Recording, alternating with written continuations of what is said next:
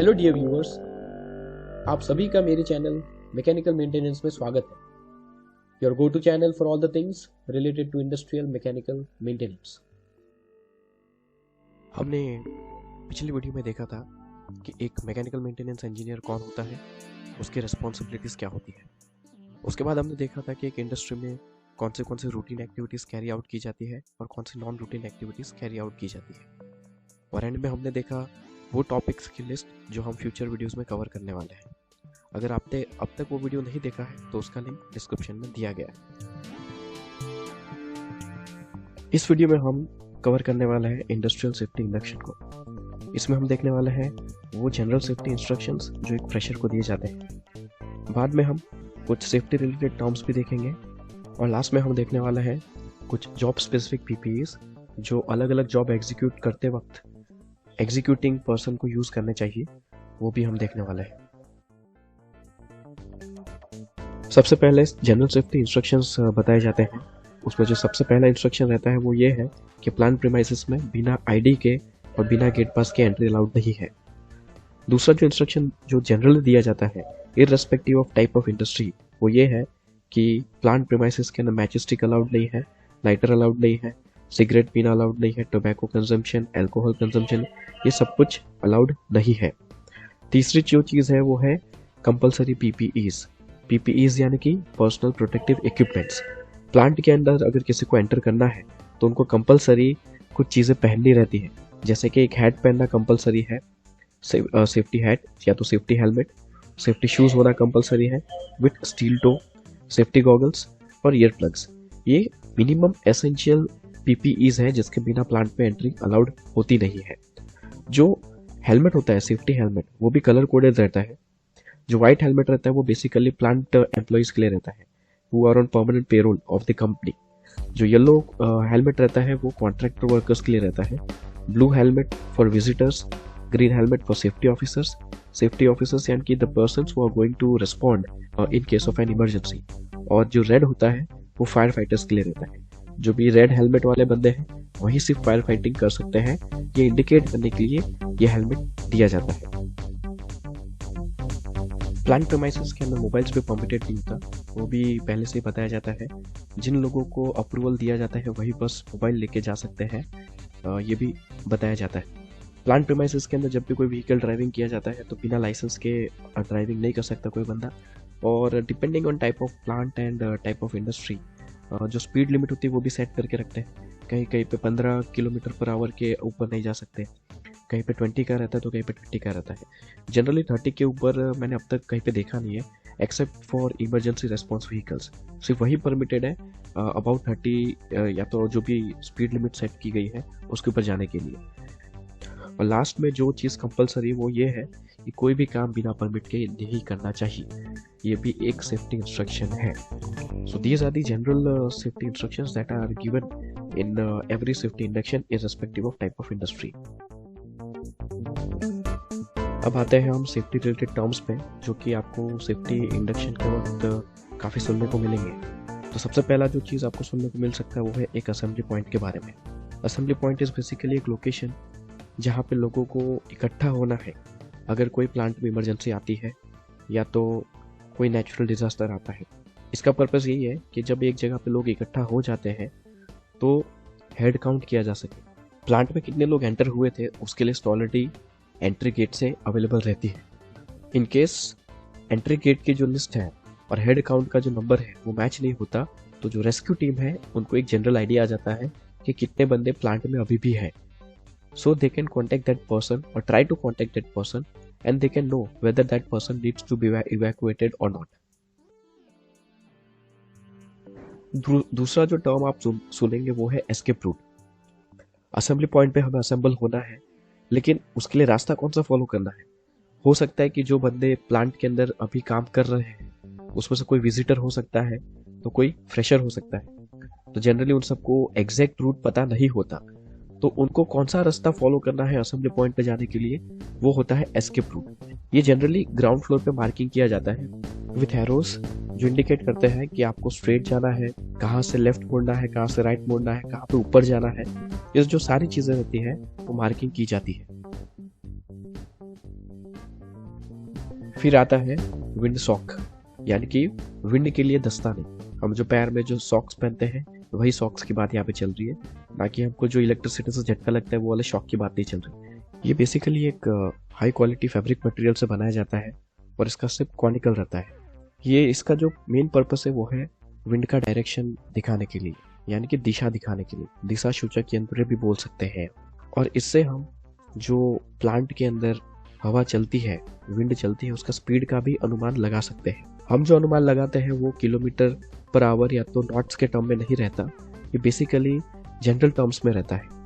उसका जो एंगल रहता है, जो फैब्रिक कोनिकल शेप का जो फैब्रिक है उसका जो एंगल रहेगा विद रिस्पेक्ट टू द पोल, उसके टर्म्स में उसकी स्पीड डिसाइड की जाती है। अगर it is parallel to the pole, यानी कि जो कोनिकल शेप है वो पोल से पैरेलल है, तो नो विंड, यानी कि हवा बिल्कुल बह नहीं रही। उसका जैसे जैसे एंगल थोड़ा बढ़ेगा उसका जेंटल विंड हो जाएगा और परफेक्ट 45 डिग्री के अराउंड आएगा तो मॉडरेट विंड है। और पैरेलल टू ग्राउंड या तो 90 डिग्री टू द पोल तो वो स्ट्रॉन्ग विंड कही जाएगी।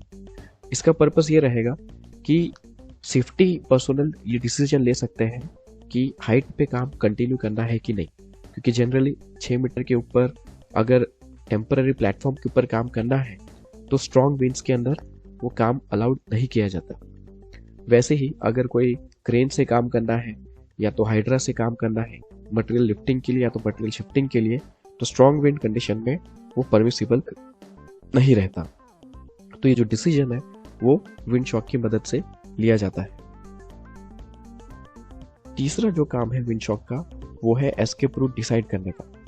इन केस प्लांट के अंदर कोई इमरजेंसी आती है तो हमें असेंबली पॉइंट पे असेंबल होना है, ये हमको पता है, लेकिन एस्केप रूट कौन सा फॉलो करना है वो डिसाइड करेगा विंड का डायरेक्शन। जिस डायरेक्शन में भी विंड बह रही है उसके परपेंडिकुलर डायरेक्शन में हमें एस्केप रूट को फॉलो करना है। हम जब प्लांट पे रहेंगे तो मल्टीपल एस्केप रूट्स अवेलेबल रहते हैं, लेकिन हमें वही एस्केप रूट फॉलो करना है जो 90 डिग्री एंगल में हो। जनरली मान लीजिए फॉर एग्जांपल अगर विंड का डायरेक्शन नॉर्थ टू साउथ है तो हमें ईस्ट या तो वेस्ट डायरेक्शन वाला जो एस्केप रूट है वो फॉलो करना है। इसीलिए प्लांट के अंदर मल्टीपल असेंबली पॉइंट्स होते हैं जो हर एक डायरेक्शन में एलोकेट किए जाते हैं। वो इसीलिए किया जाता है ताकि इन केस ऑफ इमरजेंसी विंड का डायरेक्शन देख के लोग अपना जो एस्केप रूट है वो सिलेक्ट कर सके। और इसका जो माउंटिंग पार्ट है वो 2 पीस में माउंट किया जाता है, एक पोल रहता है और दूसरा सॉक रहता है, और उसको उसके साथ रस्सी के थ्रू टाई किया जाता है। एक केस ऐसा था मेरे प्लांट में जहाँ पे एक कॉन्ट्रैक्ट वर्कर को सेफ्टी वाले ने बोला कि जाओ ये जो सेफ्टी विंड शॉक है उसको माउंट करके आओ। तो वो बंदा गया तो उसने देखा कि जैसे ही उसने रस्सी बांधी तो वो पूरा नीचे लटक गया फैब्रिक। तो उसको लगा this is not looking good. तो उसने क्या किया, अपने जो टीम थी उसको बोला कि एक कोनिकल शेप में रॉड वेल्डिंग कर दो और उसके ऊपर ये जो मोजा है विंड का जो शॉक है उसको पहना दो। तो उसने जब पहना दिया तो वो perfectly parallel to the ground हो गया। तो लोगों के इस केस में कंफ्यूजन हुआ कि भाई इतना स्ट्रॉन्ग विंड कैसे बह रहा है। तो उसका जो माउंटिंग है वो भी हमको ध्यान में रखने का, हम गलत तरीके से माउंट ना करें, उसका जो सही तरीका है वो आप लोग यहाँ पे देख सकते हैं।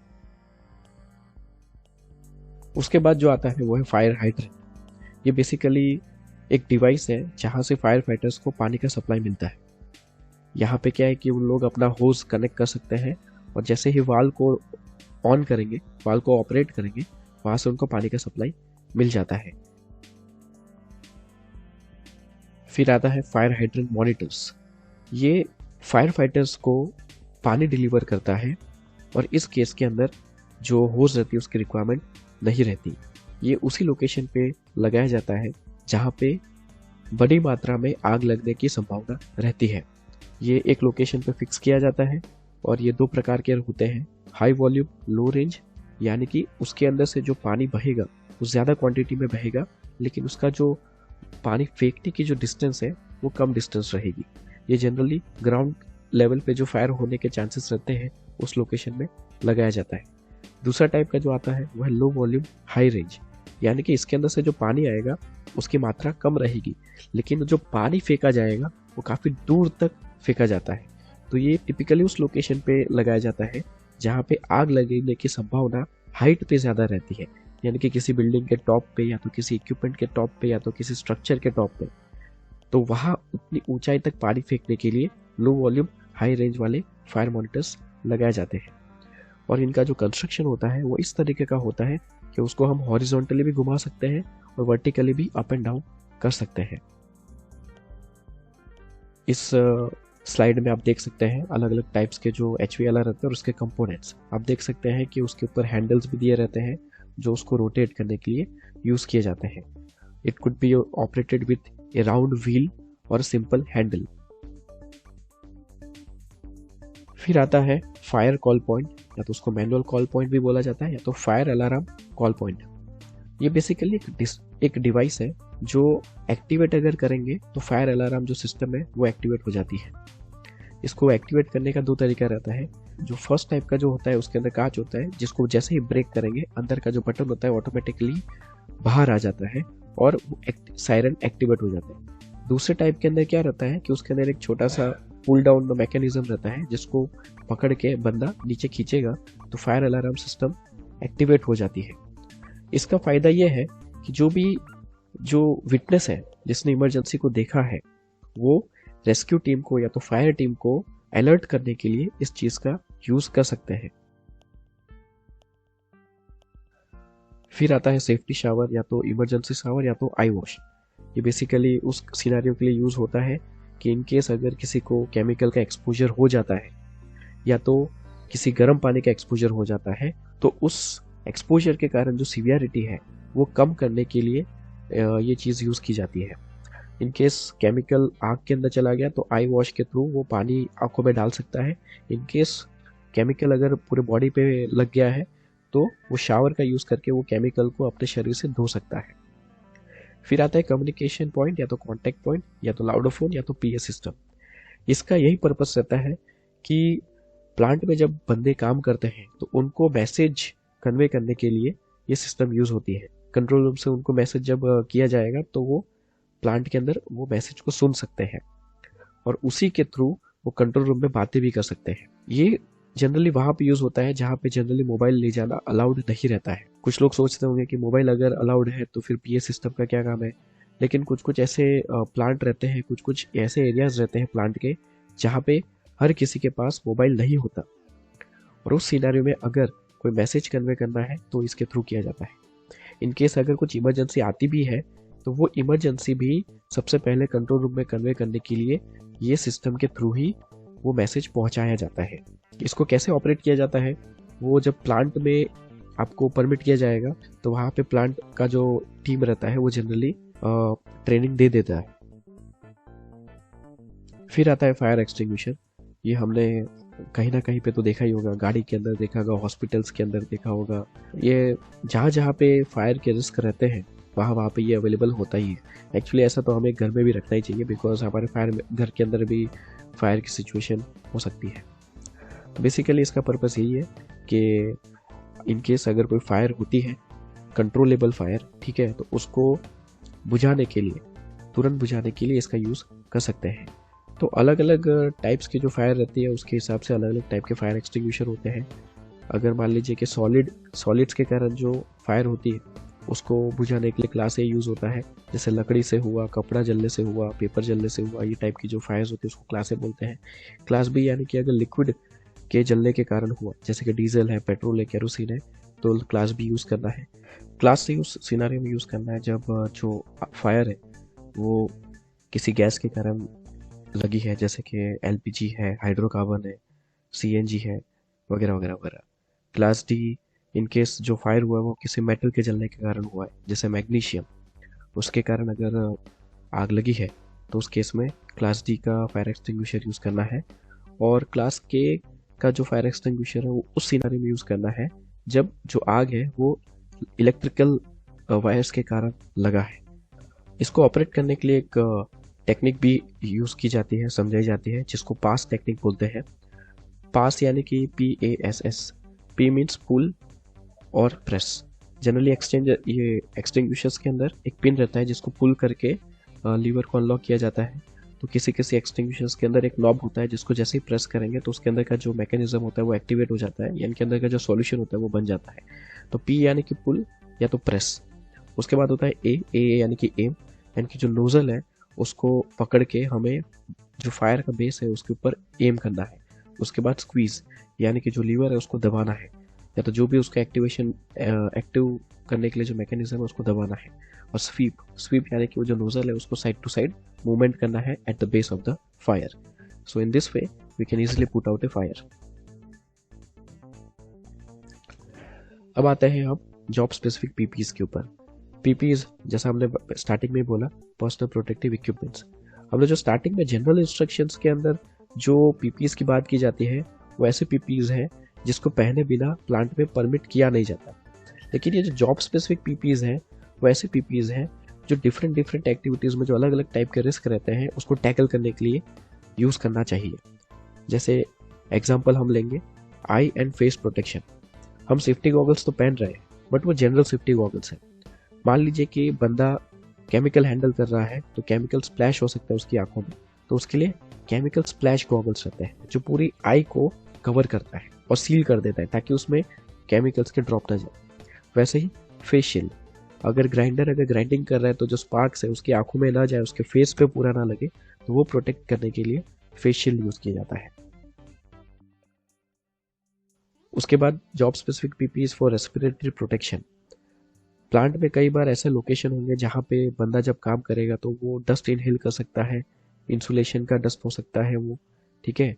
या तो अगर कोई वेल्डर है तो वो वेल्डिंग के फ्यूम्स इनहेल कर सकता है, या तो कहीं पे कुछ पाइप के अंदर कोई मटेरियल है जो लीक हो रहा है and it may be harmful for health, जैसे कि अमोनिया का वेपर हो गया, हाइड्रोकार्बन का वेपर हो गया, एसिड का वेपर हो गया, तो ये इनहेल नहीं करना चाहिए बिकॉज दैट इज हार्मफुल।